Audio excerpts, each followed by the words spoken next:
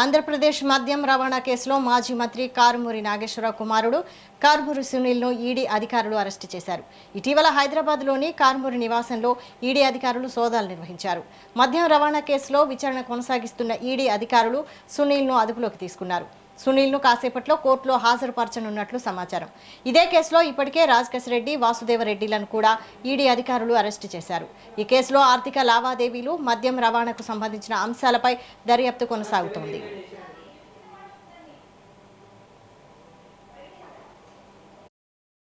తణుకు నియోజకవర్గ నాయకులు, కార్యకర్తలు, ప్రజలందరికీ కూడా నమస్కారం. ఇవాళ రేపటి ప్రోగ్రాం ర్యాలీ అందరూ కూడా దీంట్లో పాల్గొని సక్సెస్ చేయాలని నేను తణుకులోనే ఉన్నాను. తణుకులోనే అన్ని కార్యక్రమాలు చూసుకుంటున్నాను. రేపు అందరం కలిసి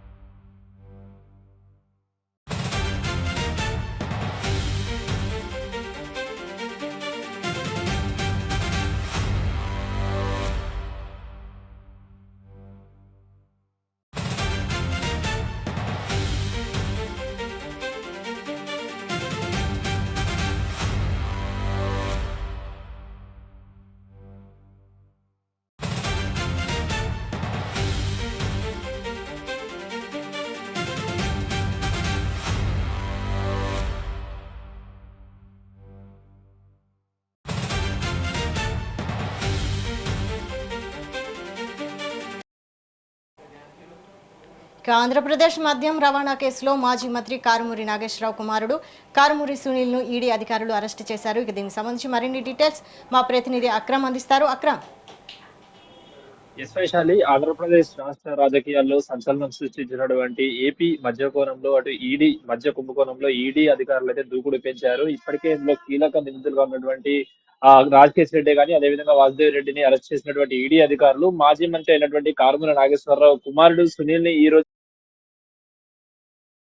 కుంభకోణం జరిగినప్పుడు అక్రమంగా కూడా మద్యం ట్రాన్స్పోర్ట్ లో ఇటు కారుమూరి నాగేశ్వరరావు కుమారుడు సునీల్ కీలక పాత్ర వహించారు అంటూ, అంటే ఆ కీలక పాత్ర పోషించాడన్న కోణంలో కూడా ఈడీ అధికారులు పూర్తిగా కూడా దీనిపైన ప్రత్యేక దృష్టి పెట్టి కూడా ఆ కోణంలో విచారణ జరిపారు. సో ఆ దర్యాప్తులో భాగంగా ఇటు సునీల్ కీలక నిందితుడుగా ఉన్నాడు అంటూ కూడా వాళ్ళకు తెలియడంతో కూడా ఇప్పటికే అతనికి సంబంధించినటువంటి కొన్ని కీలక డాక్యుమెంట్లు అదేవిధంగా పూర్తిగా కూడా దానికి సంబంధించిన విచారణ అనంతరం కూడా అతన్ని అరెస్ట్ చేసిన పరిస్థితి కనిపిస్తా ఉంది. మరి కాసేపట్లో కూడా ఇటు ఈడీ అధికారులు అతన్ని కోర్టు ముందు హాజరుపరుస్తున్నట్టు కూడా తెలుస్తుంది. అయితే ప్రధానంగా గత గురువారం అంటే సరిగ్గా వారం రోజుల క్రితం కూడా ఇటు హైదరాబాద్ లో ఉన్న కారుమూరి నాగేశ్వరరావు ఇంట్లో ఈడీ అధికారులు సోదాలు నిర్వహించారు. మనీ లాండరింగ్ వంటివి ఏమైనా జరిగాయా? ఎందుకంటే ఏదైతే 2019 నుండి 2024 మధ్య ఉన్నటువంటి వైఎస్ఆర్సీపీకి సంబంధించిన ప్రభుత్వ హయాంలో ఈ లీకర్ కేసు జరిగింది కాబట్టి అప్పుడు కీలక పాత్రలో ఏదైతే కీలక మంత్రిగా ఉన్నటువంటి కారుమూరి నాగేశ్వరరావు కూడా పూర్తిగా ఈ కుంభకోణంలో భాగస్వామ్యుడు అయ్యారన్నట్టు కూడా అప్పటికే ఇటు సంబంధించినటువంటి సిట్ అదేవిధంగా సిఐడి ఇక దానికి సంబంధించినటువంటి ఈడీ అధికారులు కూడా గుర్తించారు. ఆ నేపథ్యంలో ఇటు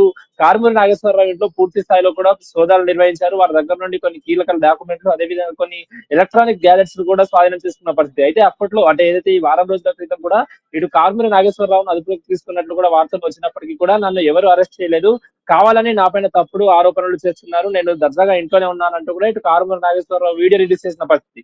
కాకపోతే వారం రోజులు తిరగగానే అటు నాగేశ్వరరావు సంబంధించినటువంటి కొడుకు సునీల్ అయితే ఈ రోజు అధికారులు అరెస్ట్ చేశారు. సో మొత్తంగా ఏదైతే మధ్య కుంభకోణం జరిగినప్పుడు అప్పటికే మన అందరికీ తెలుసు ఏదైతే ఈ మధ్య కుంభకోణంలో తీసుకొచ్చినటువంటి నూతన పాలసీ ఏదైతే ఉంటుందో ఆ పాలసీలో నార్మల్ గా బయటకు వినిపించే పేర్లు నార్మల్ గా ఎక్కువ చలామణి అయ్యే బ్రాండ్లకు కాకుండా ఇతర బ్రాండ్లకు ఎక్కువ అవకాశాలు ఇవ్వడం, ఆ కోణంలోనే వారి దగ్గర నుండి కిక్ బ్యాక్స్ అంటే లంచాల రూపంలో కూడా సుమారు కొన్ని వేల కోట్ల వరకు కూడా తీసుకున్నట్లు తెలిసింది. అయితే ఇతర రాష్ట్రాల నుండి ఈ పూర్తిగా కూడా ఈ ట్రాన్స్పోర్ట్ చేయడం ఇవన్నీ కూడా జరిగాయి కాబట్టి ఈ పాలసీకి సంబంధించిన దానిపైన అనేక ఆరోపణలు ఉన్న నేపథ్యంలో ఆ ట్రాన్స్పోర్ట్ ఏదైతే ఆ మధ్య ట్రాన్స్పోర్ట్ ఉందో అందులో పూర్తిగా కూడా సునీల్ కొంచెం కీలక పాత్ర వహించాలంటూ కూడా ఈడీ అధికారులు గుర్తించారు. సో ఆ నేపథ్యంలోనే మనీ లాండరింగ్ కూడా జరిగినట్లుంది. ఏదైతే హవాలా రూపంలో కూడా మనీ పెద్ద ఎత్తున కూడా చేతులు మారినట్టు కూడా ఈడీ అధికారులు గుర్తించిన నేపథ్యంలో ప్రస్తుతానికైతే అటు కారుమూరి నాగేశ్వరరావు కుమారుడైనటువంటి సునీల్ అయితే అదుపులోకి తీసుకుని అరెస్ట్ చేశారు. మొత్తంగానైతే ఇంకా విచారణ కొనసాగుతుందని అంటూ కూడా చెప్తున్నారు. ఇప్పుడు మరికాసేపట్లో కూడా ఇటు హైదరాబాద్ లో కూడా ప్రధాన కోర్టులో అతన్ని హాజరుపరిచే అవకాశం ఉంది. సో ఆ తర్వాత అతన్ని రిమాండ్ కు తరలిస్తున్నట్లు కూడా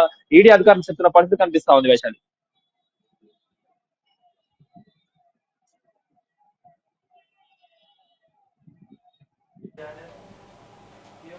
ఓకే, థ్యాంక్ యూ అక్రమ్.